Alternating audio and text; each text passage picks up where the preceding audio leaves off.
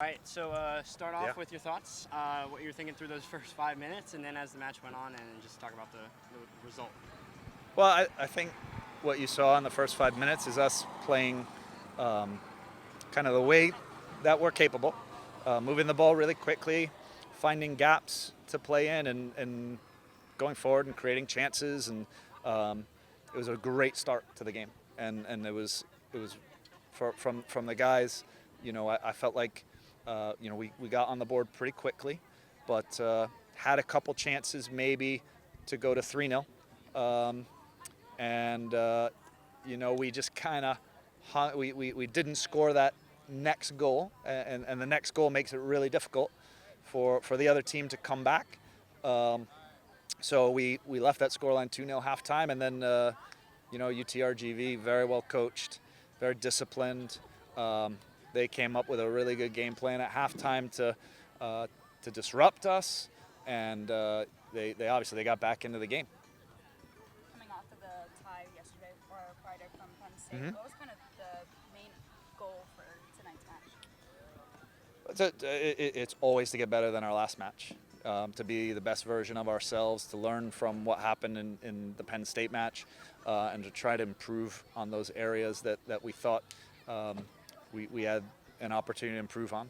So, and I thought, to be fair, we did some of those things better in this game, and our shot selection was better. We didn't have as many shots as in the Penn game, but the quality of the shots that we had were better, and that's something that we need to continue to work on. And one of the main things for us is to not be vulnerable on the counterattack.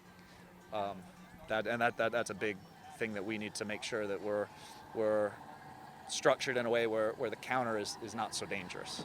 Now, for the first half, possession was a really big thing for you guys. How much did that play into the rest of the game tonight?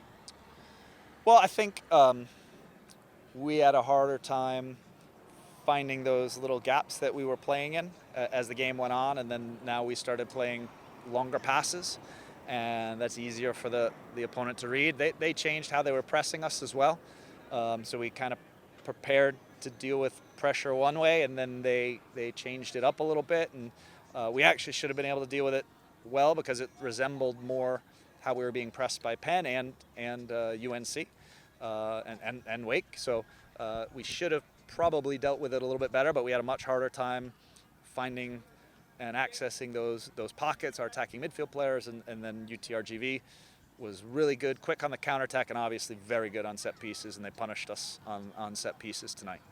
What did you tell your team after regulation ended? What was your message? Game is 0-0. We have to go and win the game. Let's go back to what we were doing, which is really trying to move the ball quickly and try to open up some spaces where we can get into, stop playing the long ball over the top that was easier for them to read. Tired legs and tired minds played into it a little bit in terms of decision making, which is expected. But it was just to try to get back to what we were doing, so that if you turn the ball over in behind them from the midfield, it's harder for them to counter on you. If you turn the ball over in bad areas, they were ready to go. And also we wanted to try to press them up high, and that was very effective early on in the game. But then you get a little tired. Second game in the weekend, you can't quite get there. You can't quite make up that distance, and so then they started to be able to play over the press a little bit more. But they're a really good team, and they won 16 games last year. That wasn't lost on the coaching staff or the players. They're a team that has a real good chance of being there in the end in the NCAA tournament, and we knew that. So I'm not surprised that they were able to fight their way back in the game they're used to winning. How would you describe your team's bond this year as far as on the field communication and passing and off the field? I saw a little bit of celebratory dancing after the first two goals. They seemed very close.